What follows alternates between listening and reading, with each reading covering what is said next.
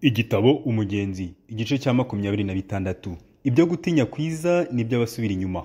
Ndota bajya imbere bihuta, nta bwenge abakurikira acumbagira. Mukristo abwira inshuti ye ati: uriya muntu ni umutindi kubw'Imana, ndamubabariye cyane, kuko ku munsi w'amateka urubanza rutazabura kumutsinda. Byiringira ati: ni ishyano, mu mudugudu w'iwacu harimo benshi bameze batyo, hariho imiryango irimo abantu bose bameze batyo nubwo ari abagenzi. None se ubw'iwacu abameze batyo ari benshi, iwabo ntibarushaho kuba benshi? Mukristo ati: ijambo ry'Imana ryaravuze ngo yabahumye amaso ngo be kurebesha imitima. Yohana igice cya 12 umurongo wa 40. Ariko none ubwo twiherereye, ndakubaza icyo wibwira kuri bene abo bantu. Mbese ntabwo bemezwa yuko ari abanyabyaha ngo batinye yuko bari mu kaga? Byiringira ati: ahubwo bari wowe usubiza ibyo kuko unduta ubukuru. Mukristo ati: nibwira hari yuko hari ubwo babyemezwa, maze kuko ari abanyabwenge buke ku bwa kamere yabo yakavukire, ntibamenya yuko kwemezwa kw'ibyo kwabagirira umumaro. Nicyo gituma bagerageza kubyiyibagiza, bagakomeza kwishuka bakishimira inzira zikundwa na kamere yabo. Byiringira ati: nk'uko uvuze, nibwira yuko gutinya kubasha kugirira abantu umumaro mwinshi, kukabemeza gutangira urugendo rwo kujya mu ijuru. Mukristo ati: ntibishidikanywa ko atari ko biri, niba ari ugutinya kwiza, kuko ariko ijambo ry'Imana rivuga ngo gutinya Uwiteka ni ishingiro ry'ubwenge. Zaburi y'ijana na 11 umurongo wa 10. Byiringira ati: wasobanura ute gutinya kwiza uko ariko? Mukristo ati: gutinya kwiza nyakuri gufite ibimenyetso bitatu. Icya mbere ni inkomoko yako, gukomoka ku kwemezwa yuko uri umunyabyaha kandi yuko ukwiriye kubikizwa. Icya kabiri ni uko gutera umuntu kwisunga Kristo ngo amukize. Icya gatatu, uko gutinya kwiza gutuma umuntu yubaha cyane Imana n'ijambo ryayo n'inzira yayo, kukamukomerezamo uko kubaha, kukamubuza gusubira kunangirwa, kandi kumutinyisha guteshuka muri iyo nzira ngo ace iburyo cyangwa ibumoso ashaka ikintu cyose kibasha kugayisha Imana cyangwa kwangiza amahoro ye, cyangwa kubabaza umwuka wera, cyangwa gutuma abanzi b'Imana bayituka. Byiringira ati: uvuze neza, ngira ngo ibyo uvuze ni ukuri koko. Mbese tugiye kurangiza igihugu kiroga? Mukristo ati: ubibarije iki? Urambiwe n'ibi biganiro? Byiringira ati: oya, sindambiwe na gato, ahubwo nuko nshaka kumenya aho tugeze. Mukristo ati: urugendo dusigaje tukakimara ni nk'igice cy'isaha, ariko reka dusubire ku biganiro byacu. Abanyabwenge buke ntibazi yuko ibibemeza yuko ari abanyabyaha bikabatera ubwoba bibasha kubagirira umumaro, nicyo gituma bagerageza kubyiyibagiza. Byiringira ati: bagerageza bate kubyiyibagiza? Mukristo ati: icya mbere, bibwira yuko gutinya guturuka kuri Satani kandi kuva ku Mana, nicyo gituma bakurwanya nk'igishaka kubarimbuza. Icya kabiri, bibwira yuko gutinya gushaka konona kwizera kwabo. Ni ishyano, nabo kubabarirwa cyane ko badafite kwizera na guke. Hari icyakonona ibitariho, nuko ibyo nabyo bibatera kwinangira imitima kugira ngo bashire ubwoba. Icya gatatu, bibwira yuko gutinya atari ikintu kibakwiriye, nicyo gituma nubwo biyumva mu bwo bwoba bakomeza gutinyuka kwiyiringira. Icya kane, babona yuko ubwo bwoba bushaka kubagayisha, gukiranuka kwabo kudashyitse gukomoka ku byo bakoze ubwabo, nicyo gituma babwirukana uko bashobora kose. Byiringira ati: nanjye nzi yuko ariko biri, kuko ariko nameraga ntaramenya uko ndi. Mukristo ati: noneho tureke ibya nta bwenge, tuganire ibindi byatugirira akamaro. Byiringira ati: ndabyemeye rwose, ariko nanone bari wowe ubanza. Mukristo ati: hashize imyaka nka 10, mbese ntiwari uzi umuntu witwaga Mukomerakanya washishikariraga kubaha Imana muri icyo gihe? Byiringira ati: nari muzi, yari atuye mu mudugudu witwa Nta Buntu, uhanye intera n'undi witwa Bukiranutsi. Urugendo rw'igice cy'isaha yari aturanye n'uwitwaga Musubiranyuma. Mukristo ati: ni uwo, ndetse bari bateraniye mu rugo rumwe. Icyo gihe yari akangutse cyane, ngira ngo yari atangiye kubona ibyaha bye n'ibihembo bizamuhesha. Abaroma igice cya 3:23.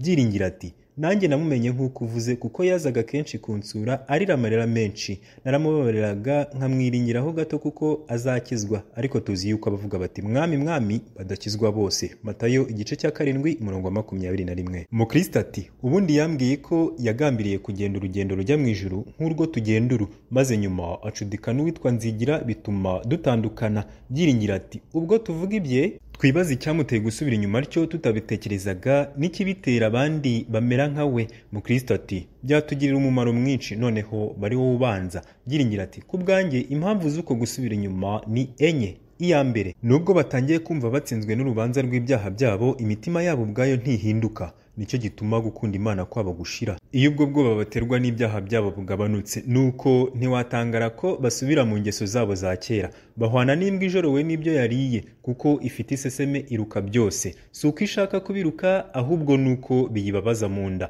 Maze iseseme yashira, inda iguwe neza irahindukira ikajabagira ibyo birutsi byose kuko itabyanga. Ibyo Petero yavuze ni iby'ukuri ngo imbwa isubiye ku birutsi byayo. Urwa kabiri rwa Petero igice cya 2:22. Nta kindi kibifurisha ijuru keretse kwemezwa yuko Gehinomu iriho no gutinya kuzababarizwayo.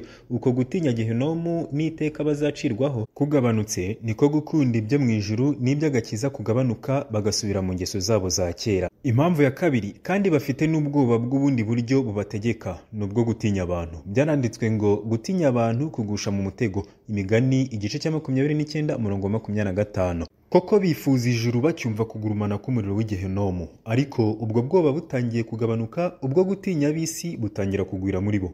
Bamenya yuko bakwiriye kugira ubwenge ntibigerezeho ngo bateshwe iby'isi byose no gushaka ibyo batazi, ndetse ubwo bwihare bubazanire n'ibyago, nicyo gituma basubira mu by'isi. Impamvu ya gatatu, ikindi kibatera gusubira inyuma nuko badashobora kwihanganira gukorwa n'isoni bazira kubaha Imana, nabibone bihimbaza. Ku bwabo iby'Imana n'iby'icyubahiro gike bizana igisuzuguriro, maze batagiterwa ubwoba nka mbere n'ibya Gehinomu n'iby'umujinya wenda gutera, basubira mu ngeso zabo za kera.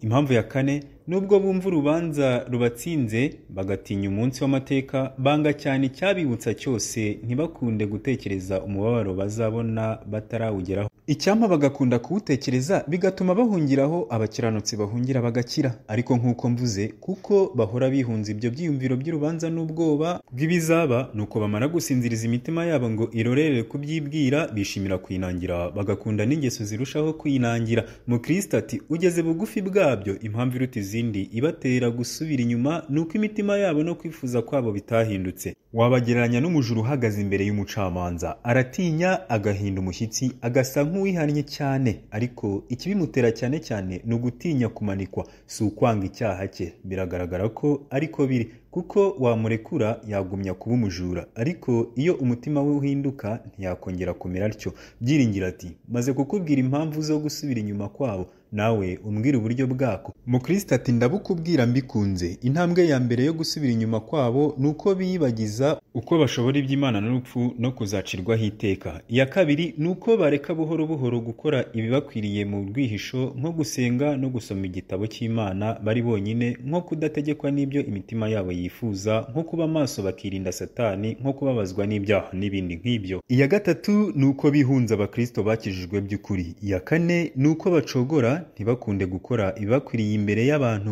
nko kumva ijambo ry'Imana, nko kurisoma bafatanije n'abandi, nko kuganira iby'Imana n'ibindi nk'ibyo. Iya gatanu nuko batangira kugenzura bamwe mu bubaha Imana ngo babone icyo babarega, ariko impamvu zibibatera zituruka kuri Satani. Babagenzurira kugira ngo babone inenge muri bo yababera urwitwazo rwo kureka kubaha Imana. Iya gatandatu nuko batangira kubana n'abantu bakunda iby'iyi si n'inzoga n'ubusambanyi n'ibindi byaha. Iya karindwi nuko baganira iby'iyi si n'ibiteye isoni rwihishwa, kandi iyo babonye abitwa ko bubaha Imana babikora barabyishimira kuko bibamara isoni zo kubikora cyane. Intambwe ya munani nuko batangira gukinisha ibyaha bito ku mugaragaro. Iya cyenda bamaze kwinangira biyerekana uko bari, nuko bitsurira mu ruzi ruzabatembana rubageze mu gahinda no mu makuba. Imana nitabibuza kubw'imbabazi zayo bazarimbuzwa iteka ryose nuko kwishuka kwabo.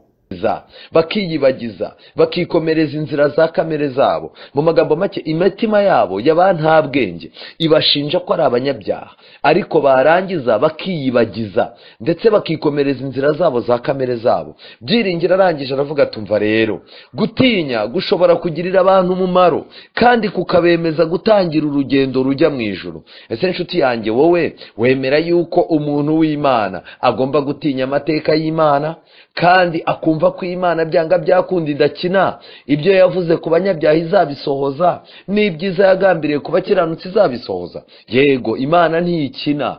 Iyo Imana yavuze ikintu no kuba kiraba. Uyu munsi wa none rero, umuntu umwuka w'Imana akanguye akamwereka ibyaha bye, mwuka w'Imana amushyiramo gutinya. Ariko ku gutinya hari amoko abiri yo gutinya. Hari ugutinya gukomoka ku Mana, ariko kwitwa gutinya Uwiteka. Gutinya Uwiteka uwiteka rero muri Zaburi 111 umurongo wa 10, muri ino Zaburi Dawidi yaranditse ngo gutinya Uwiteka ni ishingiro ry'ubwenge. Nta muntu ushobora kugira ubwenge bw'iby'Imana adatinya Uwiteka. Dukwiye gutinya Imana yacu, tukamenya ko ari umwami n'umutware ufite ubushobozi, uhana inkozi z'ibibi kandi akagororera abamukiranukira. Ibi bintu dukwiye kumenya ko amateka y'Imana nta mikino ibirimo, nta rwenya rurimo. Niba Imana ivuga yuko igiye kurimbura isi, nta mikino, si urwenya, si igipindi. Abakinisha ibyo bintu bazahura n'akaga. Ariko nshuti yanjye, icyo nagira mbabwire ni kimwe, ijambo ry'Imana ritwereka yuko abantu b'Imana, hari isomo nasomye mu gitabo cy'Abaheburayo igice cya 11. Iri somo ryarantangaje cyane. Abaheburayo igice cya 11, Bibiliya iravuga ngo iki? Kwizera niko kwatumye. Abaheburayo 11 umurongo wa 7. Kwizera niko kwatumye Nowa atinya Imana amaze kuburirwa nayo iby'ibitaraboneka. Nowa yaburiwe ibintu bitaraboneka, bitaranabaho, ariko kuko yari azi ko Imana yacu iri serious, iri seriye, ahita amenya yuko iby'Imana nta mikino ibamo. Kuva uwo munsi asaba Imana kuzayumvira, n'umutima wiyo wajyaga kumushukashuka ngo natuze, yumvaga agiye kugwa mu kaga. Gutinya Imana, kwizera, gutera umuntu w'Imana gutinya. Umuntu w'Imana aba akwiye kugira ibyo yubaha, aba akwiye kugira ibyo atinya. Byiringiro arangije abwira Mukristo ati rero nsobanurira gutinya kwiza ni ukuhe, kuko hari gutinya kwiza no gutinya kubi. Gutinya kubi ni ukwicara ukumva yuko isi igiye kurimbuka ukavuga uti ntazihira nkababara, warangiza ukaza. Buriya nshuti zanjye, nubwo tuza ku Mana kubwo gutinya amateka azacibwa, ariko byibuze 50% mu bituzana ku Mana bigomba kuba ari urukundo rwayo. Rwa rukundo rw'Imana rukatuzana twamara kumenya Imana, noneho 50% byo bikaduhungisha kugira ngo tuve mu mudamararo. Ariko ubundi byanga byakunda, urukundo rw'Imana mu by'ukuri ukurikije uko ijambo ry'Imana rimeze, 100% umuntu yakagombye kuzanwa ku Mana n'urukundo imukunda, atari ugutinya amateka. Ariko umuntu wamaze kugera ku Mana akamenya ko Imana ibyo ivuze bizabisohoza, aba akwiye gutinya ikintu cyazamusubiza inyuma icyo ari cyo cyose. Gutinya gusubira inyuma, gutinya ikintu cyagusubiza mu ntege nke wahozemo, gutinya ikintu cyagusubiza kwicara mu kabari, cyagusubiza kwicara mu nzu zibyinirwamo, cyagusubiza kwicarana n'abakobanyi n'abanywi b'inzoga n'abasinzi, ikintu cyagusubiza gusubira mu buzima Imana yagukuyemo ikoresheje imbaraga nyinshi. Uko gutinya ni ugutinya kwiza. Rero hano banditse ibimenyetso bitatu biranga gutinya kwiza. Icyambere, inkomoko y'uko gutinya. Gutinya kwiza gukomoka mu kwemezwa n'umuntu yuko ari umunyabyaha. Iyo umutima n'ijambo ry'Imana bifatanyirije hamwe kukwemeza ko uri umunyabyaha, bikakwemeza ko Kristo ari we wagukiza gusa, uko gutinya kwawe kuba kuje neza. Kandi nyamuneka nimwibuke, uko niko twahagurutse umunsi wa mbere wumva indirimbo, umunsi wa mbere wumva ikibwirizwa, umunsi wa mbere umutima nama ugukangurira gusanga Imana. Nicyo cyari cyabaye. Ubwo bwoba nibwo bwatujyanye. Uko gutinya niko gutinya kwiza ndimo kwigisha. Gutinya kwiza kwarakuyoboye kukugeza ku munsi wo kubatizwa. Wibuke ujya kubatizwa n'urushishi ni warukandagiraga, watinyaga guhemukira abantu, watinyaga ikintu icyo ari cyo cyose cyagutandukanya n'Imana, kandi wahoranaga amakenga y'ikintu cyatuma usubira mu ntege nke wari urimo. Ariko nagira mbabwire ngo muri ino minsi ubu tugeze muri iyi myaka, gutinya kwiza abantu baragutaye. Rero icyo ni icyambere. Icya kabiri kiranga gutinya kwiza kugufite, gutera umuntu kwisunga Kristo ngo amukize. Gutinya kwiza kukwereka yuko udashobora kwikiza, kukakwereka yuko uri uwo kurimbuka. Gutinya kwiza kugatuma urota, ukarota abandi bagiye mu ijuru ugasigara, ukarota ikintu runaka kigiye kukubuza ijuru. Ibyo bintu bigatuma ukanguka mu nzozi, warangiza ukarira cyangwa se ukababara, ugapfuka mu gasenga ukabwira Imana uti Yesu Kristo ntabara kuko ngiye gusigara. Rero byanga byakunda, ibyo byose ni ugutinya kwiza. Ikindi cya gatatu kiranga gutinya kwiza. Gutinya kwiza gutuma umuntu yubaha cyane. Gutinya kwiza gutuma umuntu yubaha cyane Imana, akubaha Imana bizi yuko Imana iri seri, ibyayo bidakinishwa, izina ryayo ridakinishwa, igitabo cyayo kidakinishwa, ijambo ryayo, inzira y'Imana nayo idakinishwa. ibyo bintu bituma wubaha Imana, ukubaha ijambo ryayo, ukubaha inzira yayo. Kandi uku gutinya kwiza gutuma umuntu, kubuza umuntu kutongera kunangirwa, gutuma umuntu atongera kunangirwa n'ibyari byaramunangiye ari umupagani. Uku gutinya kwiza gutuma umuntu atinya kongera guteshuka, agatinya ikintu cyamusubiza aho yahoze. Kandi uku gutinya kwiza gutuma umuntu yirinda ikintu cyose gishobora kugayisha Imana, ibintu bishobora gutukisha Imana, ibintu bishobora gutuma ku iseta aho ukorera abantu bayireba nabi, mu kazi kawe, muri minisiteri ukoreramo, cyangwa mu kigo runaka, cyangwa mu kazi akariko kose ukora, kaba k'umutekano, kaba ko mu nzu y'Imana, akazi akariko kose, kaba ko kwa muganga. Buri munsi uko gutinya kuragushorera, kugatuma hari amagambo utavuga, hari ibikorwa utajyamo, hari uburyo utagaragara, hari uburyo utigaragaza. Bitewe n'iki? ubutinya ikintu icyo ari cyo cyose cyagayisha Imana kiguturutseho. Ubu bwoba rero ni ubwoba bwiza. Reka mbabwire, ubu bwoba, uku gutinya ni kwa gutinya umugeni aba afite hafi y'ubukwe. Iyo umuntu ari hafi yo gukora ubukwe, nshuti zanjye, aragenda akagenda, haba hari abantu bigeze gukundana, haba hari abantu mwigeze mubana, haba hari abo mwigeze mugirana gahunda zitandukanye. Ariko nshuti yanjye, iyo uri hafi gukora ubukwe, mu maso hawe, mu mutima wawe, haba harimo itoroshi imurika y'umukunzi wawe, ku buryo uba wumva ari aho hantu. Umuntu niyo aguhamagaye uba utinya kuba wahemukira uwo muntu mugiye gukorana ubukwe. Kandi uko gutinya, iyo umugeni atagufite, niba abandi muzajya kumva mwumve ngo bagiye gusezera abasore bakundanaga barabasambanya babatera inda, bagiye gusezera abasore bakoranaga cyangwa bagiye guhurana nabo biganye, ahava yanyweye inzoga yasinze bamuteruye kandi yari umurokore. Ndagira ngo mbabwire inshuti zanjye, umuntu wese ufite gutinya kwiza muri no minsi y'imperuka azarokoka. Kubera iki? Igitabo cy'Ibyahishuwe igice cya 14, Ibyahishuwe 14 umurongo wa 6, ubutumwa bw'abamarayika batatu, igice cya 14 umurongo wa 6. Nuko mbona marayika wundi aguruka aringanije ijuru, afite ubutumwa bwiza bw'iteka ryose, ngo abubwire abari mu isi, bo mu mahanga yose n'imiryango yose n'indimi zose n'amoko yose. Avuga ijwi rirenga ati, nimwubahe Imana muyihimbaze, kuko igihe cyo gucira abantu urubanza gisohoye. Muramye iyaremye ijuru n'isi n'inyanja n'amasoko. Aya magambo arakomeye cyane.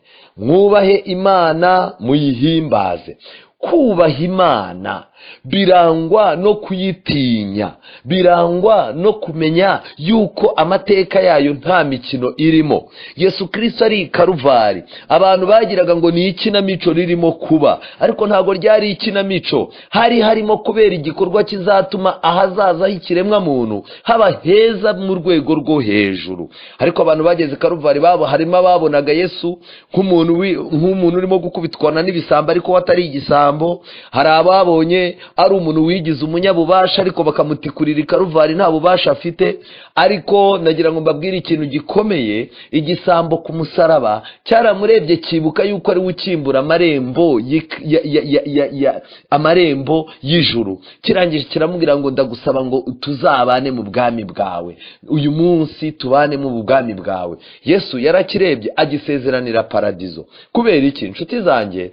Ndagira ngo mbabwire ngo kubaha Imana no gutinya ni ikintu gikomeye. Reka mbabwire yuko nimureba ku musaraba, igisambo kimwe cyabwiye Yesu kiti, rero umva ko wakijije abandi, ngaho ukize natwe dukize. Ikindi gisambo kirakireba kiti, koko ntushobora no gutinya. Aya magambo aratangaje cyane. Reka turebe Luka 23 umurongo wa 39. Luka 23:39. Umugome umwe yihana, umwe muri abo bagome babambwe aramutuka ati, si wowe Kristo? Ngaho ikize natwe dukize. Ariko uwa kabiri amusubiza amucyaha ati, no kubaha Imana ntuyubaha, uri mu rubanza rumwe n'urwe. Twebweho duhowe ukuri, tukaba twituwe ibihwanye n'ibyo twakoze, ariko uyu nta kibi yakoze. Nuko abwira Yesu ati, mwami, uzanyibuka ubwo uzazira mu bwami bwawe. Mu magambo make, gukira kw'igisambo, iki gisambo gukira kwacyo ni kumwe, nuko yavuze yuko kubaha Imana no kuyitinya bikenewe. Rero nshuti zanjye, umuntu w'Imana, kubaha Imana gutera umuntu gutinya, kukamutinyisha kutongera guteshuka, kukamutinyisha ikintu cyatumaga Imana. Ariko muri iki gitabo cy'umugenzi baranditse ngo uwo muntu ufite uko gutinya kwiza atinya ikintu cyose kibasha kwangiza amahoro ye afite muri Kristo, cyangwa se ikintu icyo ari cyo cyose cyababaza Mwuka Wera aragitinya, akigendera kure. kandi ikindi, uyu muntu ufite gutinya kwiza atinya ikintu cyose cyamuvaho cyatuma abanzi b'Imana bayituka. Inshuti zanjye, ntuzishimire kumva ku kazi baguhimbye irindi zina rinyuranye n'izina ryiza witwa. Ntuzifuze ko ku kazi bataramira ku idini usengeramo barimo kuvuga ko ari ryo ricumbikiye indaya n'ibisambo n'abagome n'abanyazi n'abaki. Ntuzishimire kumva ko ruririmbamo ariyo abantu barimo kuvuga ko icumbikiye ibirara. Ntuzifuze yuko ahantu wirirwa abantu bavuga yuko kuba umuntu w'Imana birutwa no kutamuba. Nshuti zanjye, ukwiye gutinya ikintu cyose cyakuvaho cyatuma abanzi b'Imana bayituka. Iki kintu ni ikintu gikomeye nifuza cyane yuko mutekerezaho uyu munsi. Noneho rero mu Kristo na Byiringiro bakomeje kubazanya aho bageze, ndetse bifuzaga gukomeza ibiganiro. Noneho barangije baravuga bati rero uburyo abanyabwenge buke bihunza ibibasha kubatera ubwoba kandi bikabagirira umumaro. Hari uburyo bugeze muri bune bari barimo kuganira, baravuga bati hari ibintu bituma abantu bikuramo ubwoba bwiza, gutinya kwiza, bigatuma batagira icyo bageraho. Kandi nanone ikindi, bakagerageza kwiyibagiza cya kintu cyari kimeze nk'ubwoba mu mitima yabo. Ako nshuti yanjye, nagira ngo nkubaze uyu munsi wa none ko ujya kubatizwa, ko wavugaga nabi ukumva umutima urakuriye, ko wajyaga guhemukira umuntu ukumva umutima urabyimbye, ko wapangaga gukora ikintu runaka wavumbura ko Satani yashyizemo icyaha ukumva icyo kintu uragitinya, ukumva icyo kintu kigiye kugutandukanya n'Imana. Benshi muri mwe ko mwagiye mugira n'ibintu byinshi muhomba kubera uku gutinya kwiza ko ari kuri muri mwe. Ariko uyu munsi wa none uraganira n'umuntu akakubwira ngo inyama y'ubwoba bayinkuyemo. Uragana n'umuntu akakubwira ati ndabikora ruzaca Imana, nta bwoba nkigira. Aba bantu batakigira ubwoba, batakigira gutinya kwiza gukomoka ku Mana, ni ikimenyimenyi cy'uko Mwuka w'Imana arimo kugenda ava mu bantu buhoro buhoro. Icyambere, abantu bibwira ko gutinya kuva kuri Satani. Umuntu akicara akavuga ati hoya rwose umugabo n'udatinya. Ariko nagira mbabwire ngo hari ugutinya guturuka ku Mana gutuma tutishora mu bigeragezo. Icyakabiri kandi, abantu benshi bibwira ko gutinya kubasha kwangiza kwizera kwabo. Ariko gutinya kwiza ni ikintu gikomeye cyane. Abantu benshi bibwira ko gutinya kubasha kwangiza kwizera, ariko twabibonye neza mu Baheburayo 11:7. Kwizera nyakuri kugomba gutera nyirako gutinya Imana. Ikindi kandi, abantu benshi bibwira ko gutinya atari ikintu kibakwiriye, bagatinyuka kwiyiringira. Hari abantu benshi batajya batinya, ndetse abantu benshi bijyana ku rubuga rwa Satani akabarasa. Njya numva abantu benshi baganira, umuntu umwe yigeze kumbwira ati njyewe mfite ubushobozi bwatuma ndara mu nzu zibyinirwamo kandi bugacya nta cyaha nkoze. Undi yarambwira ati njyewe mfite ubushobozi bwo kwicara mu tubari, nkicara n'abanywi b'inzoga nywa agafanta, tukaganira tugatera imisingo tukagira gute kandi nkava nta cyaha. Ariko nshuti zanjye, uko ni ukwiyiringira. Ni gute uzizera yuko uzaca mu ishyamba ririmo umwanzi ukahava udafashwe? Rero ikindi kintu cya kane kibabaje ni uko abantu benshi bakeka ko ubwoba bubasha kugayisha gukiranuka kwabo kudashyitse, bakomora mu byo bihimbiye ubwabo. Ariko rero inshuti zanjye, nagira mbabwire ngo gutinya kwiza kurakenewe. Umuntu w'Imana mu gihe abantu barimo kumukomera amashyi bavuga ko ari umuntu w'igitangaza, akwiye gutinya yuko yagwa. Umuntu w'Imana mu gihe abantu barimo kuvuga ko ari usenga neza kandi yasenze abantu bakabona ibisubizo, akwiye gutinya ko Satani azamukoreramo akaba yazamura amasengesho y'abandi kandi ayadaheruka kuzamuka. Rero ni byiza kugira gutinya kwiza. Rero inshuti zanjye, Byiringiro arakomeje aravuga ati nanjye niko nari imeze kera, najyaga ncecekesha umutima nama wanjye kugira ngo niyibagize ibintu. Ariko uyu munsi wa none nari ntaramera uko ndi uyu munsi. Mu Kristo arangije ati tureke ibya nta bwenge twiganirira ibindi. Ubwo bavuye kuri nta bwenge, noneho rero barangije bagiye kuganira ku wundi muntu udasanzwe. Hashize imyaka 10, waba waruzi umuntu witwaga Mukomera Akanya. washishikariraga kubaha Imana muri icyo gihe. Byiringiro ati ye nari muzi yari atuye intabuntu, kandi kuva intabuntu ujya ibukiranutsi hari intera n'urugendo rw'igice cy'isaha. Yari aturanye na Musubiranyuma. Birumvikana neza iyo umuntu atagikigira ubuntu bw'Imana, byanga byakunda gukiranuka kujya kure ye. Iyo gukiranuka kwagiye kure ye rero, Yesaya 59 umurongo wa 16. Yesaya 59 umurongo wa 16. Iri somo riratangaje cyane. Yesaya 59 umurongo wa 16, Bibiliya iravuga ngo iki? 59 umurongo wa 14.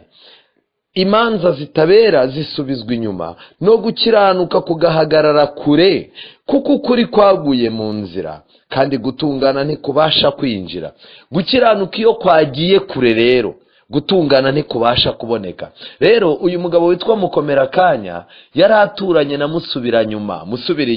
Mukristo ati nuwo, ndetse bari bateraniye mu rugo rumwe. Mukomerakanya gato na Musubiranyuma bari batuye mu rugo rumwe. Icyo gihe yarakangutse cyane, yari atangiye kubona ibyaha bye n'ibihembo bizamuhesha, nk'uko Abaroma 6:3 wavuga.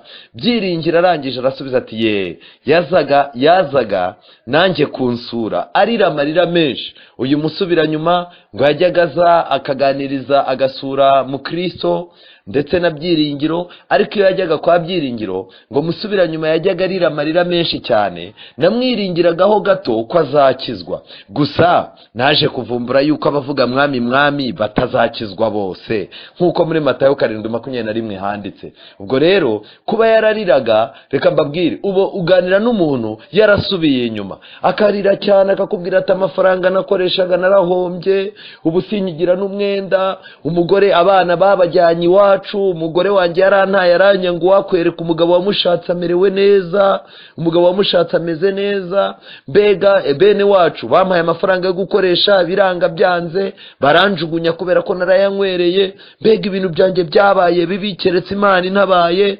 Ariko ngiye kugaruka mu rusengero, ngiye kugaruka muri korari, ngiye kugaruka ku Mwami Yesu. Amarira yarangiza akubwira ati wakubwira ibintu nahombye, wajya ko ukabona arihanaguye na mushwari. Ariko nshuti zanjye, ayo marira arirwa na benshi, ariko n'ubundi batazagera mu ijuru, kuko hirya ya marira nta mwanzuro wo kugaruka ku Mana uboneka. Abantu rero basubiye inyuma, uretse amarira gusa bafite. Gusa iyo ugitangira gusubira inyuma, Satani akwizeza ko ibintu bizagenda neza, ibintu bizacamo, nusangira n'abandi inzoga, ukicarana n'abantu b'abayobozi bazaza bagufasha muri dosiye runaka, nugendana n'abantu b'abantu basobanutse nubwo badasenga, uzabakuraho ibitekerezo bizima. Satani asezeranira abantu bagiye gusubira inyuma imigisha myinshi no kumererwa neza, ariko iyo uhuye na wa muntu yarageze mu gusubira inyuma nyirizina, abarangwa n'amarira gusa. Rero nshuti zanjye, Mukristo yarakomeje atumva rero twagombaga gukomezanya, ariko acudikana Nzigira bituma dutandukana. Nzigira ni umuntu mubi watumye musubira inyuma gwa burundu. Nzigira ni abantu bari ku isi badashaka Imana. Ni ukuvuga ngo nta muntu wo mu muryango we akeneye, nta muntu wo mu nzu y'Imana akeneye, nta n'umuntu wiwe mu rugo akeneye, azikoca. Ni wa muntu ushaka kubaho nk'aho ari we wenyine uri ku isi. Aba bantu ni babi cyane. Iyo bahuye n'abantu b'Imana babasubiza inyuma, kuko akubwira yuko kujya mu rusengero ntacyo bimaze. Hari ibyo yagezeho adasenga, hari ibyo yagezeho n'ubwo urugo rwe rwasenyutse, hari ibyo yagezeho n'ubwo bene wabo atajya abakunda ngo bamugerere mu rugo. Niba hari umuntu mubi, umuntu udashaka kumva Imana yagira iki mumarira, akumva abavandimwe be ntacyo bamumarira, akumva n'abantu basenga Imana ntacyo bamumarira, uzamenye uwo muntu ko ari mubi. Aba nibo bantu basubiza abantu benshi cyane inyuma. Byiringiro arangije ati se niki cyamuteye gusubira inyuma rwose tutarabitekerezaga ukurikije uko wamubonaga? Reka mbabwire, hari igihe umuntu akubona ukuntu ubwiriza, akakubona ukuntu uririmba, akabona ukuntu uzinduka ukubura urusengero, akabona ukuntu muri korari ari wowe waka amafaranga, ari wowe ushaka aho muzatumirwa, akareba ukuntu ku rusengero uza ugatanga amafaranga 10, akakubona mu materaniro yo mu mibyizi, akabona kwiyiriza ubusa urahari, akareba uburyo wemera kugira ibyo wigomwa kugira ngo ubwami bwa Kristo bumere neza mu mutima wawe. ariko wazajya kumva ukumva uwo muntu ngo yasubiye inyuma bikagutangaza. Hari impamvu enye rero zitera abantu gusubira inyuma. Impamvu ya mbere ni ugutsindwa n'urubanza rw'umutima, ariko umutima ntuhinduke. Umuntu akumva arashaka kugaruka ku Mana, arayikeneye, ariko umutima ntuhinduke ngo yumva yikeneye koko. Ibi bintu bituma gukunda iby'Imana bishira, kandi ubwoba butewe n'ibyaha iyo bugabanutse umuntu yisubirira mu ngeso ze za kera. Noneho rero uwo muntu ibye bita bimera nka bya bindi yuko imbwa isubiye ku birutsi byayo. Reka tubanze turebe kuki Bibiliya mu gitabo cya kabiri cya Petero igice cya 2:22 bavuze yuko umuntu wasubiye inyuma bameze nk'imbwa yasubiye ku birutsi byayo. Ngibi imbwa irabanza, imbwa iragenda ikarya. Iyo iriye ibintu bivangavanze biyigwa nabi, iratangira ikajororwa, ikagira isesemi, ibyo yariye bikayitera isesemi. Iyo rero byanze, ikikora imbwa n'iki? Irabiruka byose. Iyo imaze kubiruka, ntabwo ibiruka kuko ishaka kubiruka, ahubwo nuko biba biyibabaza mu nda, nicyo gituma ibiruka. Noneho rero iyi sesemi ishize, inda ikongera ikagubwa neza, yambwa irahindukira ikajabagira bya birutsi byose kuko itabyangaga. Rero ni nako bimeze, abantu benshi bifuza ijuru kubwo gutinya Gehenomu. Uko ubwoba bugenda bugabanuka muri bo, no gukunda iby'ijuru n'iby'agakiza niko bigenda bigabanuka, bagasubira mu ngeso zabo za kera. Reka ngire ikintu mbabwira, kimwe mu bintu bijya bimbabaza nuko kwihana nukureka. Kwihana nukureka ibyaha, ariko uyu munsi wa none ntabwo abantu bakihana ngo bareke ibyaha, ahubwo abantu barihana bakabisubika. Rero kwihana ugasubika ibyaha ntabwo ari ukwihana kwemerwa imbere y'Imana. Niyo mpamvu uzasanga hari ibirutsi twagiye turekura, ariko mu by'ukuri bwari ubwoba, ntabwo twigeze twumva ububi bwabyo. Rero muri no minsi abantu benshi bagiye kumera nk'izi mbwa, bagiye kongera kugenda basubira ku bintu bari barataye. Mbega uburyo abantu bongeye basubiye ku mayoga, mbega uburyo abantu bongeye basubiye ku matabi, abantu bongeye gusubira mu nzu zibyinirwamo, abantu bongeye gusubira mu busambanyi, barimo barasambanya abagore b'abandi, abantu bongeye guhinduka abajura no mu rusengero barimo bariba, abantu bongeye guhinduka injajwa, iminwa yabo irimo irasenya ingo z'abandi ndetse igasenya n'inzu y'Imana. Kandi inshuti zanjye nagira mbabwire ngo abantu bameze nk'imbwa, Bibiliya ivuga ngo iki? Ibyahishuwe 22 umurongo wa 15. Ibyahishuwe 22 umurongo wa 15, Bibiliya iravuga ngo iki? Bibiliya iravuga ngo iki? Ibyahishuwe 22 umurongo wa 15, hanze hazaba imbwa n'abarozi n'abasambanyi n'abicanyi n'abasenga ibishushanyo n'umuntu wese ukunda kubeshya akabikora. Kuki Bibiliya yabanje imbwa? Izi mbwa zishushanya abantu bava mu masezerano y'Imana nta mpamvu. Ni abantu ubuzima bukanga, ni abantu umubiri ukanga, ni abantu ibyifuzo bikanga, ni abantu bakangwa n'ab'isi, barangiza bakemera bakarambura ikiganza bagasubira ku birutsi bya kera bari barajugunye. Paulo ni wavuze ngo ibyarindamu yanjye byamindukiye igihombo, ndetse bimerera nk'amase kubwo kuronka Kristo. Byaba ari akaga abantu batangiye gushyira Kristo hasi, bongeye barambuye akaboko, imari amazirantoki yongeye yabaye imari. Nshuti zanjye, ibintu birababaje cyane. Icya kabiri gikomeye gituma abantu basubira inyuma, bagira ubwoba bwo gutinya abantu. Gutinya abantu, Bibiliya ivuga ngo iki? Imigani 29 umurongo wa 25, Bibiliya iravuga ngo gutinya abantu kugusha abantu mu mutego. Iyo wicaye imbere y'umuyobozi ukamutinya, ntutinye Imana ahubwo ugatinya uwo muyobozi, ni handi muzasangira akabenzi, musangira inzoga. Nuramuka uhagaze imbere y'umusore ukurambagiza, warangiza ntutinye Imana ahubwo ugatinya uwo musore, uzamworohera gusambanye. Nuramuka ugeze ahantu ukabugendana n'abantu mukorana, warangiza ukabatinya aho gutinya Imana, bizarangwa n'iki? Muzabona muri ahantu mwakoreye inama hihishe, unywa ibiyoga, urye n'ibinyama by'ingurube n'ibiki byose.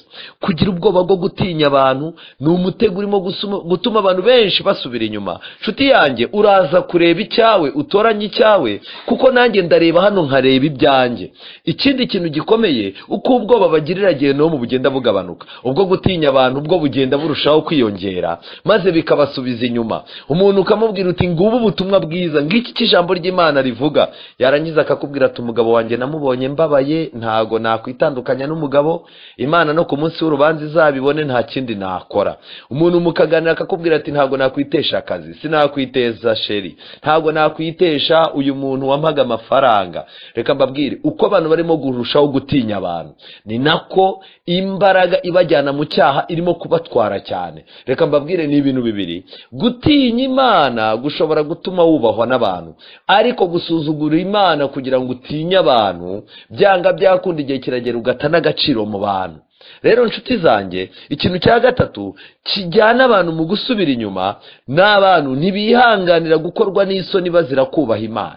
Ujya kubona ukabona umuntu muri ino minsi, umuntu araza akakubwira ati mva wari umuntu mwiza ufite ibitekerezo, ariko kuba uri umurokore ubwabyo byakwishe mu mutwe, ufite ubugoryi bw'abarokore, ariko ubundi ubitandukanye n'ibi bintu by'uburokore. Wowe wacuruza ukanunguka, wowe waba umuntu ukomeye n'umwanya ukomeye wawubona.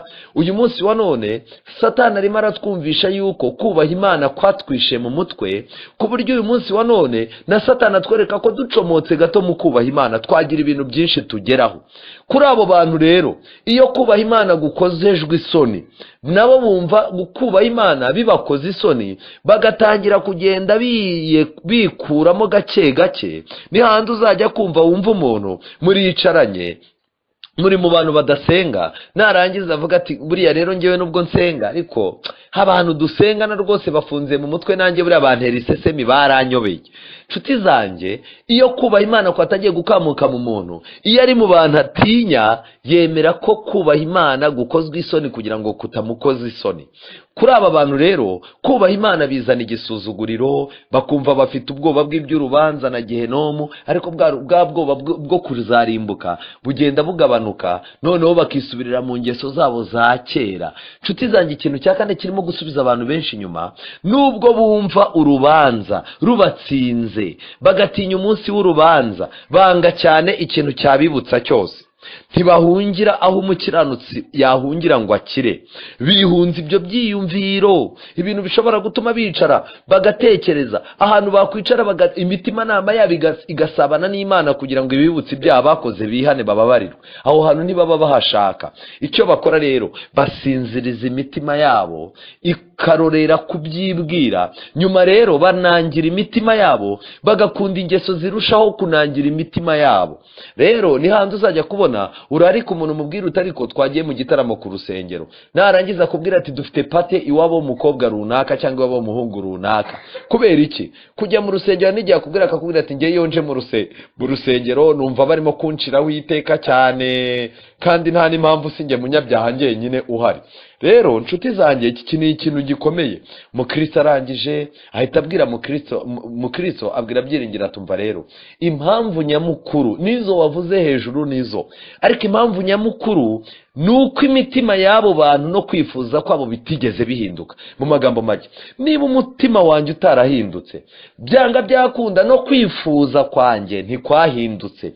Mu by'ukuri nagira ngo mbabwire, igitekerezo mwese mwumvishe cy'ikirura cyagerageje kujya kwigira intama, kiragenda kizijyamo gishakisha uruhu rw'intama, ngo kiranarwambara rwose, ngo ariko cyakubitanye n'ibibazo bikomeye. Iyi intama zabaga zirisha ubwatsi, ikirura cyabaga kirimo kurya ubwatsi, ariko cyumva n'izo ntama zigihumurira, kikumva rwose biranze. Reka mbabwire yuko byanga byakunda guhinduka ni ikintu kimwe, ariko guhinduka k'umutima bikagendana no kwifuza kwahindutse. Ni ibintu Imana ikora. Niyo mpamvu mubona uyu munsi wa none duhamya ko twahindutse, twarabatijwe, twahawe amazina, ndetse amazina menshi nayo muri Bibiliya. Twicara mu rusengero, tuba turi imbere ku ruhimbi tubwiriza cyangwa turirimba cyangwa duturisha cyangwa twigisha abantu, cyangwa se twicaye no mu materaniro dufite n'ibindi bintu turimo gukoramo. Ariko kimwe mu bintu bibabaje, imitekerereze yacu ntiyahindutse. cyahindutse. Niyo mpamvu ujya kubona ukabona umuntu arasohotse mu rusengero ikibwirizwa kirimo, akajya hanze akajya kubaza kuri telefone niba Rayon Sport cyangwa APR byatsinze ibitego bingahe. Ni handi uzajya kubona ubone umuntu asohotse mu rusengero arirukanse agiye mu bukwe bwa kanaka asize icyigisho, kandi n'ubundi yari kumara kwiga. N'ubundi reka mbabwire inshuti zanjye, dufite ikibazo gikomeye cy'uko tuvuga yuko twahindutse, ariko ntabwo twahindutse, ahubwo twahinduye aho twari turi. Twari mu tubari tuza mu miryango y'amadini, turinjira turicara, ariko guhinduka k'umutima ntikwigeze kubaho. Ni nayo mpamvu uyu munsi wa none kwifuza kwacu kuracyegeranye cyane no kwifuza twari dufite kera. Umuntu umwe yigeze guca ahantu umanuka ujya ku kibuga cy'indege uva i Remera, hari ahantu bita ku cya Mitsingi, hari icyapa cya Mitsingi. Noneho bajyaga bashyiraho icyapa, arangije arahaca aracyitegereza, arangije aravuga ati rwose iyi Mitsingi irakonje, kandi Mitsingi ikonje iraryoha. Ariko nagira ngo mbabaze inshuti zanjye, uyu munsi wa none niba abantu Imana itarigeze ibiyumvisha ububi bw'ibyaha, byanga byakunda bazaza babona babikumbuye. Rero inshuti zanjye, ndagusaba guhinduka k'umutima, usaba Imana, upfukame Imana iguhindurira umutima, nibwo n'imyifurize yawe izahinduka. Byanga byakunda aho nibwo uzavuga yuko hari aho wavuye n'aho wageze. Ndetse najya mbabwire inshuti zanjye, reka dufate urugero rw'uyu muntu wahindutse, ariko adahindutse ahinduwe n'ubwoba. Uyu muntu aba ameze nk'umujura uhagaze imbere y'umucamanza. Iyo umujura ahagaze imbere y'umucamanza aratinya, agahinda umushyitsi, agasa nk'umuntu wihannye cyane. Ariko ikiba kimutera ni ikihe? Ni uko aba atinya kumanikwa. Si uko aba yanga icyaha cye, ariko wamurekura yagumya kuba umujura, ariko umutima uhindutse ntabwo yazongera kwiba. Rero inshuti zanjye, muzanabibona leta zigerageza gufunga abantu, zamara kubafunga zikabashyira muri gereza kugira ngo bitekerezeho, kugira ngo bagirwe inama. Niko kamaro buriya ka leta, ikabatoza uburyo bakwiye kubana n'abandi bantu neza. Abantu wamubona yicaye muri gereza ukabona aratuje, nta nyeganyega, nta muntu aheruka kurwana nawe, yewe nta n'uwo yafashe mu ijosi. Imyaka 15 yarangira leta ikavuga iti reka tumusohore, uko biri kose ubu yabaye umuntu muzima. Koko rwose hari abantu bahurira n'Imana muri gereza, agahinduka ku mutima. Nubwo yasohoka abantu bakazavuga bati kanaka, waricara akabwira Imana ati Imana narahindutse, ahora n'ubwoba bwatuma yazongera gusubira mu byo yagiyemo kera. Ubwo bwoba bugatuma atongera gukora icyaha n'umunsi n'umwe, ariko ubwo bwoba ni kwa gutinya kwiza gukomoka ku Mana. Ariko hari abandi basohoka muri gereza, yarangiza agahita avuga toke, niba narafungiwe umwe uzongera kunkinisha naho baba 10 nabica nkasubiramo n'ubundi ntacyo nabereyemo. Icyo nashaka kubabwira ngiki, Imana ikeneye guhinduka k'umutima kuruta guhindura imitekerereze gusa bitewe n'ubwoba watewe n'abantu. Byiringiro yakomeje muri iki gitabo, arangije abwira mukristo ati rero ushobora kumfasha ukambwira impamvu zitera abantu gusubira inyuma nawe? Noneho rero izi mpamvu 9 ndakwinginze ushaka agakaramu, ushaka ahantu uzandika, nurangiza usenge cyane Imana, uririmbe usenge, nurangiza ubwira Imana igufashe. Izi ni intambwe 9 umuntu urimo gusubira inyuma atangira gutera.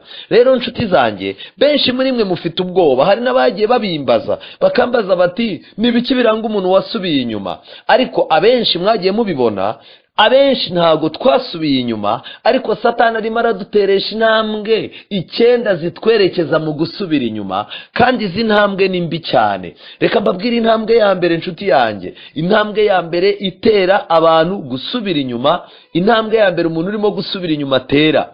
Uyu muntu yiyibagiza uko ashobora iby'Imana n'urupfu no kuzacirwaho iteka. Mu magambo make, atangira kwiyumvamo ko afite ubushobozi, akibagirwa ko Imana ariyo soko y'ubushobozi bwe. Uyu muntu atangira kuzaza ashyiramo za njyewe uko mundeba. Ese mwaramenye yuko ari njye? Ese yaba kubwiriza, yaba kuririmba, yaba kuyobora itorero, yaba urugo, yaba iki bintu byose ni njyewe. Yibagirwa isoko y'imbaraga, akamera nkande nka Samson, akamera nka Salomo, akamera nka Dawidi. N'abantu benshi bagiye bagwa muri iki kibazo. Ubushobozi bwawe buva mu Mana. Uzamenye yuko uramutse uvuye mu Mana wahinduka umuntu udafite agaciro namba. icya kabiri kimuranga, intambwe ya kabiri ijyana umuntu mu gusubira inyuma, kureka buhoro buhoro gukora ibibakwiriye mu rwihisho nko gusenga, gusoma Bibiliya bari bonyine, no kuba maso bakirinda Satani, no kuzaza bababazwa n'ibyaha. Umuntu aratangira buhoro buhoro gusenga mu rugo akabireka, ariko yagera mu rusengero ukabona arasenze, cyangwa waba mwamusuye yabona abantu buzuye saro akavuga ati reka da tutarya tudasenze abantu bakagira ngo twaraguye. Yabona abantu bamusuye ari benshi bajya gutaha ati mwihangane dusenge, kandi bari mu biganiro by'umupira, bari mu nzangano z'amoko n'amazuru n'ibiki byose, ariko akavuga ati batagenda kamemu badasenze byagaragara nabi. Gutangira kubura umwanya wo gusenga mu rwihisho, mu rwiherero, ukabura umwanya wo kwiga Bibiliya ku giti cyawe mu rwiherero, ukabura umwanya wo kuba maso no kwirinda Satani. Icyaha wagikora ukumva nta kintu kidasanzwe cyabaye, ahubwo ugatangira gushakisha abandi bakora ibyaha ngo bagutsindishirize aho kubabazwa n'icyo cyaha. Iyi ni intambwe ya kabiri ijyana umuntu ku gusubira inyuma. Intambwe ya gatatu, uyu muntu atangira kwihunza abakristo bakijijwe by'ukuri.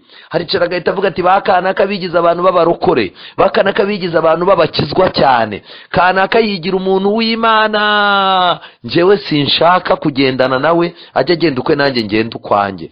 Byanga byakunda, iyi ntambwe ya gatatu ituma na bantu bakugiraga inama, bantu bakubwiraga ko wambaye nabi, bantu bajyaga bakubwira yuko wavuze nabi, bantu babona uje mu rusengero wataye gahunda bakagushyira kuri gahunda, utangira kubanga. Iyi ntambwe ya gatatu niyo ntambwe abantu binjiramo bagatangira kurwanya umuyobozi ubangamira intege nke z'abantu. Baratangira bakavuga bati kanaka idini yarigeze irye, kanaka urusengero wagira ngo ni urwase. Njyewe rwose reka mbabwire, kwihunza abakristo bakijijwe, iyo ubihunjije Satani agushakira abantu mushobokanye, bantu muzagendana mukajya mu bujajwa, bantu muzicarana mu rusengero amateraniro yarangira akakubwira ati tujyana ahantu mukajya kunywa inzoga, bantu muzarangiza amateraniro mukajya kurara mu minsi mikuru munywa utuyoga, mwagiye kurara muhunahuna. Nshuti zanjye, icyo nagira ngo mbabwire ngiki, byanga byakunda, iyi ntambwe ya gatatu irababaje yo kwihunza abakristo bakijijwe. Intambwe ya kane, bacogora mu gukora ibibakwiriye imbere y'abantu. Ibyo mu rwiherero byabuze, noneho nibyo bakoreraga muri rusange nabyo byamaze gucika intege. Bacogora mu gukora ibibakwiriye imbere y'abantu, nko kumva ijambo ry'Imana mu ruhame, kurisoma ufatanyije n'abandi, no kuganira iby'Imana. Mu magambo make, igikurikiraho umuntu atangira gucika mu materaniro. Amateraniro yo mu mibyizi, amateraniro yo kwiyiriza ubusa no gusenga. Aya materaniro ntayabonekamo, aza ku rusengero hari ikintu cyabaye kidasanzwe, cyangwa abona ikintu cyabaye kiri butuma hahurira n'abantu akumbuye. Nshuti zanjye, nta nubwo ajya yicara ngo afate umwanya wo gusomana n'abandi ijambo ry'Imana.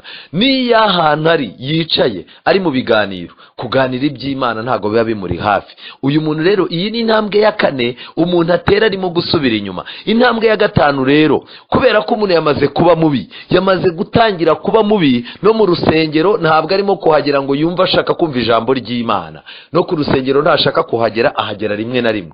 Intambwe ya gatanu mbi ijyana umuntu ku gusubira inyuma ni uguhiga amakosa ku bantu b'Imana, no guhiga icyo wabagaya. Impamvu zitera ibi ngibi ziba ziva kuri Satani. Icya mbere ngiki, Satani akwereka yuko uri mubi, ariko akakubwira ati nubwo unywa inzoga, nubwo usambana, nubwo urwana, nubwo urugo rwawe umugore wawe wamubujije amahoro, nubwo umugabo wawe umuca inyuma, nubwo abana bawe wabagize ibirara kubera imico yawe mibi, ariko ntabwo ari wowe wenyine. Buriya kwa pasiteri ho waharebye, kwa pasiteri ubona bidahari. Uriya mugabo urimo kubwiriza ngo ni umuvugabutumwa ukomeye, nawe reba buriya se ibyo arimo kuvuga, buriya we ugiye ku kazi ke wamuburaho ikosa. None se uriya mudiyakoni ugiye guturisha, buriya uramutse urebye aho abadiyakoni baba bari, buriya waburamo ujya wikoreramo akiba. Erega abantu bose ni babi, abantu baba bose ni babi. Satani yiteguye gutuma abantu nyuma yuko kugira mubi atangira kukwereka abantu b'abanyamafuti. Umuntu ijambo ry'Imana ryakubwira ngo ntukanywe inzoga, ugahita utangira uti se kanaka ko azinywa kandi ari umuyobozi w'itorero. Nshuti zanjye, igihe kirageze ngo abantu b'Imana bamenye neza izi ntambwe 9 umuntu atera agana ku gusubira inyuma, kandi uteye izi ntambwe ntagaruka burundu. Nshuti zanjye, intambwe ya 6 ni iyihe? Gutangira kubana n'abantu bakunda iby'isi n'inzoga n'ubusambanyi n'ibindi byaha. inshuti nziza wazisezereye, urusengero waruvuyemo, watangiye umuntu aricara akakubwira ati ku rusengero twagize amateraniro meza, twaririmbiwe n'iyi korari, ugahita utangira uti kanaka yarayirimo, yego yarayirimo.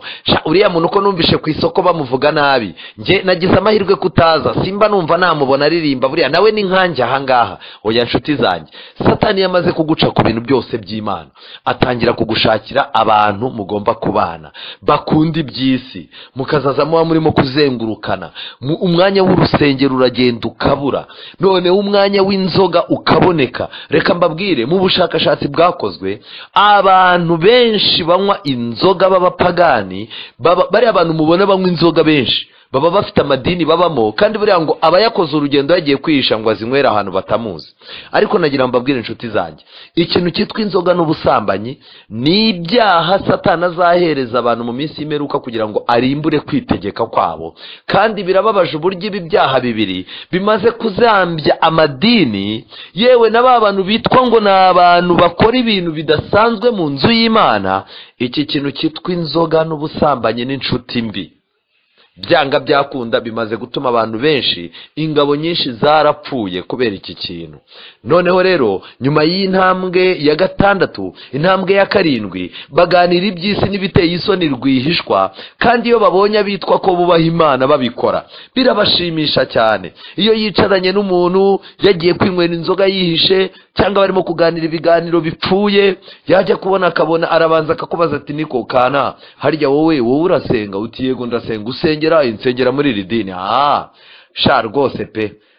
Rega buriya muzagenda mumenya ibintu gake gake, burya idini nta n'ikintu rimaze, nawe uzabibona. Uretse kutwica mu mutwe, nta kintu idini rimaze. Nshuti zanjye, ntabwo mwari mwumva abantu bagira ibiganiro nk'ibi? Hari abantu bishima cyane, akicara yaba arimo kunywa inzoga ahantu, cyangwa se yagiye mu byaha runaka, yajya kubona akabona undi muntu nawe basengana arahaje, nawe yihisha nkawe, yangiza agatavuga ati uko biri kose ibi bintu biratagatifujwe, ubwo n'akana akaza, uko biri kose ntabwo ari njye njyenyine, kandi ntabwo ari njye njyenyine, ni ikibazo rusange, Imana nitashyiramo imiyaga nyine tuzarimbuke. Inshuti zanjye, iyi mvugo abantu bavuga ngo Imana izashyiramo imiyaga, nagira mbabwire ngo gushyiramo imiyaga ni imvugo yadutse muri ino minsi. Gushyiramo imiyaga ni nko koroshya ibintu. Reka mbabwire yuko ikibazo cy'inyoko muntu Imana yagihaniye i Karuvari. Ku ruhande rw'Imana, Imana yahannye icyaha ku mugaragaro. Ku ruhande rwacu Imana yashyizemo imiyaga. Ariko nagira mbabwire ngo Karuvari umuntu uzayisuzugura, umuntu uzasuzugura iby'Imana yakoreye Karuvari, nta yandi mahirwe, nta yindi miyaga, mu byumve. Nshuti zanjye, hano umuntu wamaze gutera iyi ntambwe ya 7, atera intambwe ya 8, atangira gukinisha ibyaha bito ku mugaragaro. Ujya kubona ukabona akoze icyaha, abantu bakicara bakavuga bati ibi bintu se ni ibiki? Ibi bintu kanaka akoze ni ibiki? Yarangiza akabwira ati ubuse nciye nk'amabere.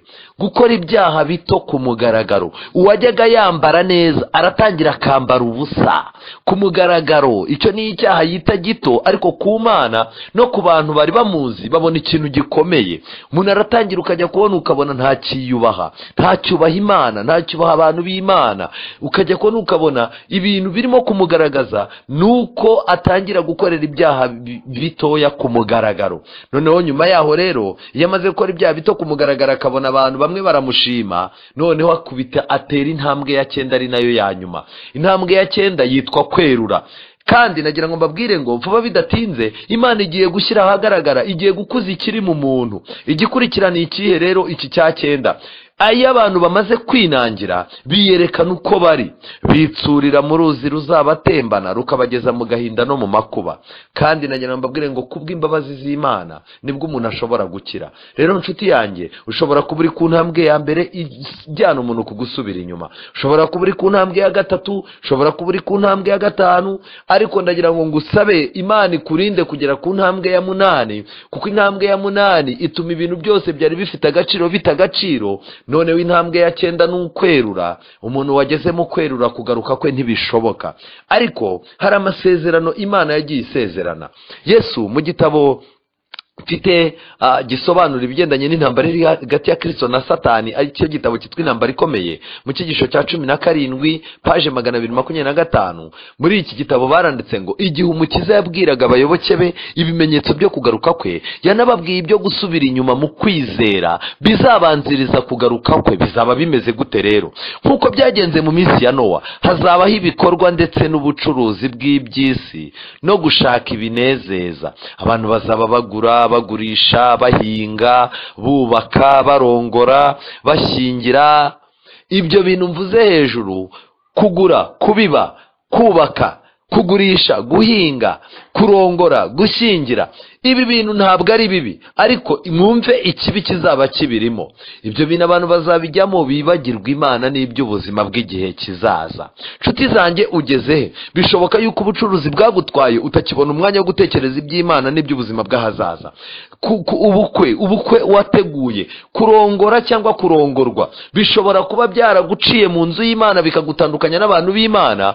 Nyuma yuko ubukwe bwawe bubaye ukaba udaheruka no mu nzu y'Imana, n'ijambo ry'Imana utakiribonera umwanya. Hari abantu bajya mu kugura no kugurisha, ibi bintu bikabatwara umwanya, ibihombo n'inyungu, ibihombo bitunguranye n'inyungu zitunguranye, bigatuma abantu bamwe bagira agahinda, abandi bakagira umurengwe. Guhinga, kubaka, ubu ni ikintu kiri mu mitwe, buri muntu wese arashaka inzu. Abasore mu bitekerezo byabo harimo kurongora, abantu benshi barumva bashaka gushyingirwa. Ibi bintu bizibagiza abantu Imana n'iby'ubuzima bw'igihe kizaza. Kristo yaburiye abariho muri iki gihe avuga ati, ariko mwirinde imitima yanyu ye kuremererwa n'ivutu no gusinda n'amaganya y'iyi si, uwo munsi ukazabatungura. Nuko rero mujye muba maso, musenga iminsi yose, kugira ngo mubone kurokoka ibi byose byenda kubaho, no guhagarara imbere y'umwana w'intama, umwana w'umuntu. Uko itorero rimeze muri iki gihe byavuzwe mu magambo y'Umukiza mu byahishuwe ngo, ufite izina ry'ukuriho nyamara ukaba uri intumbi. Kandi abantu banga kuva mu mutekano babamo udafite icyo ushingiyeho bahabwa uyu muburo ukomeye ngo, ariko rero nutaba maso nzaza nk'umujura, nawe ntuzamenye igihe nzagutungurira. Byari ngombwa ko abantu baburirwa ibyako kaga kabategereje, kugira ngo bitume bitegura ibigiye kuba bijyanye n'irangira ry'igihe cy'imbabazi. Umuhanuzi w'Imana aravuga ati, kandi umunsi w'iteka ni mukuru, uteye ubwoba cyane. Ninde wabasha kuwihanganira? Ninde ufite amaso mu maso hatunganye, udakunda kureba ikibi, habe no kwitegereza ubugoryi, uzabasha guhagarara ubwo Kristo azabaje. Nshuti zanjye, twihuta, aya magambo aranyibutsa amagambo mu gitabo cy'abakurambere n'abahanuzi, paje 340 mu cyigisho cya 45 cyitwa Kugwa kwa Yeriko. Baranditse ngo, igihe itorero riri mu ngorane, igihe ubukonje no gusubira inyuma mu by'umwuka biriho, bigaha abanzi b'Imana urwaho rwo gutsinda. Niba bimeze bityo, aho kwipfumbata no kuganya ku bwako kaga, ni mucyo abagize itorero bishakishe niba nta akani ubarimo. Mu mwuka wo kwicisha bugufi no kwinira mu mutima, mureke buri wese aharanire gutahura ibyaha bihishwe bitubuza amahirwe yo kubana n'Imana. Hari ibyaha bishwe muri njyewe bituma mu itorero habamo ubukonje, hakabamo gusubira inyuma mu by'umwuka. Kandi inshuti zanjye, nagira mbabwire ngo hari akaga gakomeye. Reka mbabwire amagambo nasomye mu gitabo cyitwa Uwifuzwa ibihe byose, paje 221. Baranditse ngo, guhangayika ni ubuhumyi. Iyo umuntu ahangayitse aba ari impumyi. Guhangayika ni ubuhumyi, kandi ntibishobora kumenya uko hazaza hazamera. Nyamara Yesu we areba iherezo ry'ikintu ahereye ku ntangiriro zacyo. Muri buri kintu cyose kiturushya, Yesu aba afite uburyo yaduteguriye tuzakiriramo. Amen. Kandi Data wo mu ijuru afite inzira igihumbi zo kuducishamo, kandi nta kintu na kimwe tuziziho izo nzira igihumbi. Abantu bemera kugendera ku ihame rimwe rukumbi ryo gushyira imbere gukorera abandi no kubaha Imana, bazabona ibibahangayikisha biyoyoka, ndetse babona inzira igororotse yo gucamo iri imbere yabo. Amen. Abantu bemera kugendera ku ihame rimwe, ngiri ihame nshaka kuguha uyu munsi. Ihame rimwe rukumbi ni irihe hame? Ni ugushyira imbere gukorera abandi no kubaha Imana. Ikintu cyose uzaza ujya gukora, jya utekereza abandi, nurangiza utekereze kubaha Imana. byanga byakunda uzabona ibiguhangayikishije biyoyotse, usigara ubona inzira igororotse yo gucamo mu gihe abandi babuze aho baca. Amen. Iyi ni paje 221 igitabo cy'ibifuzwa ibihe byose. Rero nshuti zanjye twihuta, nagira mbabwire ngo mu gitabo cya kabiri cya Samweli igice cya 12, igitabo cya kabiri cya Samweli igice cya 12 umurongo wa 13, Imana yagaragaje icyaha kibi abantu b'uyu munsi wa none turimo gukora. Iki cyaha ni cyo Dawidi yari yakoze. Natani aza kubwira Dawidi igihe Dawidi yari yicishije Uriya akarongora umugore we. Natani yaraje arangije aravuga rero mu murongo wa 13 Bibiliya irandika ngo nuko Dawidi abwira Natani ati nacumuye ku Uwiteka. Natani aca muri Dawidi mu magambo. Natani ahita abwira Dawidi atumva, nuko rero Uwiteka yagukuyeho icyaha cyawe, nturi bupfe nk'uko ijambo ry'Imana rivuga, ariko kuko wahaye abanzi b'Uwiteka urwitwazo runini rwo kumutuka, ngiki cyaha gikomeye. Kubw'icyo cyaha wakoze icyo, umwana uzavuka ntazabura gupfa. Natani ahera ko asubira iwe. Icyaha gikomeye turimo gukora muri no minsi ni icyaha cyo guha urwitwazo abanzi b'Uwiteka kugira ngo bamutuke. Uri umuririmbyi, uri umubwiriza, uri umuyobozi w'itorero, uri umuntu w'Imana, Imana yatoranyije, kandi wagiye mu mazi menshi umanika akaboko, wemera yuko ibya kera birangiye. Uyu munsi wa none akantu kose kakubayeho gashobora gutuma abanzi b'Uwiteka babona urwitwazo runini rwo kumutuka. Bamaso cyane. Mu gitabo cya mbere cya Samweli igice cya 2 umurongo wa 30, nagira ngo mbabwire amagambo akomeye. Nicyo gituma Uwiteka Imana ya Isiraheli ivuga iti, nukuri nari navuze yuko ab'inzu yawe n'ab'inzu ya so bazajya bagendera imbere yanjye iteka ryose, ariko none Uwiteka aravuze ngo ntibikabeho, kuko abanyubaha ari bo nzubaha, ariko bansuzugura bazasuzugurwa. Nshuti zanjye, abubaha Uwiteka Imana izabubaha inabubahisha abantu, ariko basuzugura Uwiteka Imana ntizabasuzugura, ahubwo bo ubwabo isi izabasuzugura, igihe kizabasuzugura, ubuzima buzabasuzugura birangire n'abantu babasuzuguye. Nshuti zanjye, ndagusaba kugira ngo ube hafi cyane y'Imana. Abantu basubira inyuma, nta masezerano meza basezeraniwe, ariko nanone ijambo ry'Imana riratugarura. Zaburi 78 umurongo wa 57, ahubwo basubira inyuma. Bana Abisiraheli bavugwaga mu gihe bavaga mu Egiputa, ahubwo basubira inyuma, bava mu isezerano nk'abasekuruza, barateshuka nk'umuheto uhemukira nyirawo. Mu magambo make, mu biganza by'Imana wa mudamu we unteze amatwi, mu biganza by'Imana wa mugabo we unteze amatwi, mu biganza by'Imana wowe unteze amatwi muri iki cyigisho, ukwiye kumenya kuri umuheto Uwiteka arashisha kugira neza kwe. Ariko uyu munsi wa none abantu benshi twabaye nk'umuheto uhemukira nyirawo mu biganza by'Imana. Murongo wa 58, kuko bayirakarishije gusengera ahantu habo ho ku mpinga z'imisozi, Imana bayiteje ishyari ibishushanyo byabo bibajwe.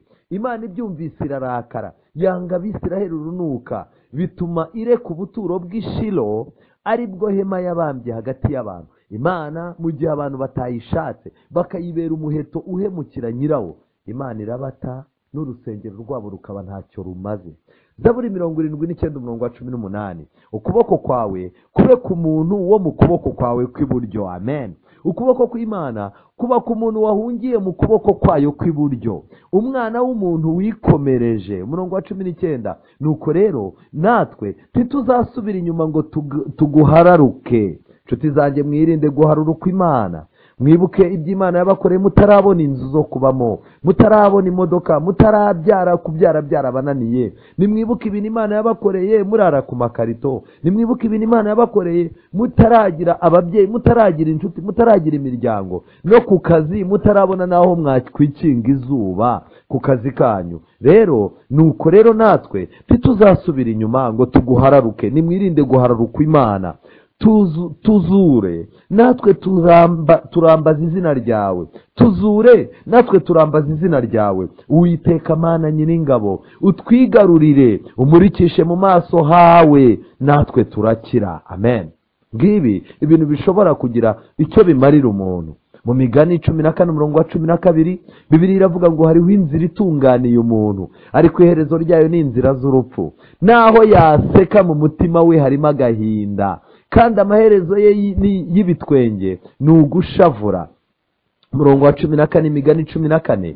Usubira inyuma mu mutima azahazwa n'ibyo akurikiye, ariko umuntu mwiza azahazwa n'ibimuturukamo. Yesaya, Bibiliya irakomeye cyane. Ndagira ngo mbabwire amagambo akomeye, wenda muri Yesaya tuhareke tujye muri Yeremiya igice cya 3:22. Nimugaruke mw'abana basubiye inyuma mwe, nzabakiza gusubira inyuma kwanyu. Amen. Ndagusabira ngo Imana ikugarure, kandi nimara kukugarura igukize gusubira inyuma kwawe. Dore turakwitabye kuko uri Uwiteka, Imana yacu. Ngaya amagambo akwiye kuranga umuntu. Mu gihe Imana ivuga ngo nimugaruke mbakize gusubira inyuma kwanyu, dukwiye kubwira Imana tuti dore turakwitabye kuko uri Uwiteka Imana yacu.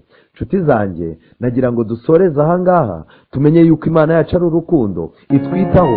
Imana ibarinde gusubira inyuma, Imana ibagarure, ibarinde gusubira inyuma, kandi nirangiza ibakize, ibigarurire, kandi byanga byakunda. Imana iturinde gukomeza kuba umuheto uhemukira nyirawo, kandi Imana iduhe guhungira mu kiganza cyayo cy'iburyo, kuko uhungira mu kuboko kwe kw'iburyo ari umuntu wikomereje ku Mana, atazasubira inyuma. Imana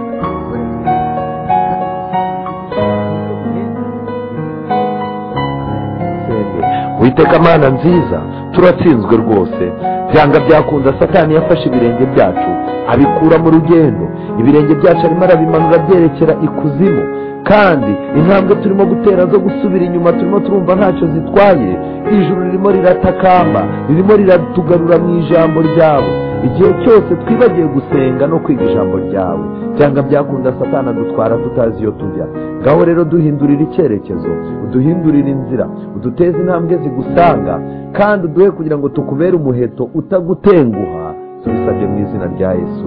Amen.